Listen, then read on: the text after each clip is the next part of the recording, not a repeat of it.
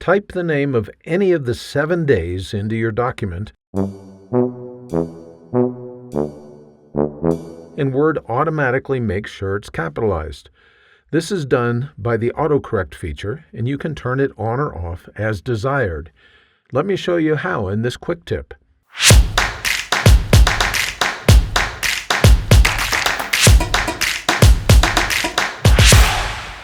Every time you type a word into Word, the program does quite a bit of behind-the-scenes work to check out what you typed and, if necessary, make changes to it.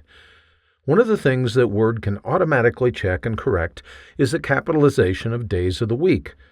For instance, watch what happens as I type Wednesday in the middle of a sentence. Notice that I'm typing it as lowercase, but when I complete the word, the day name is automatically capitalized. You can control this behavior, however. All you need to do is start by displaying the Word Options dialog box, and then within the dialog box, you're going to click Proofing at the left side of the screen. Finally, click on AutoCorrect Options. You want to make sure that the AutoCorrect tab is displayed within the dialog box. It's often displayed by default, so you should be okay with that. But here's the setting that you want to pay attention to. Notice this one right here, capitalize names of days. This checkbox controls whether day names are automatically capitalized or not.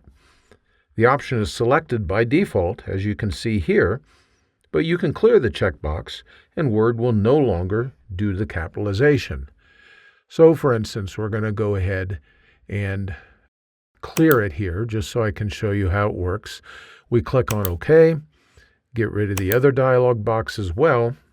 And now as I type the word Wednesday in this sentence, notice that when I complete the word, it's not capitalized.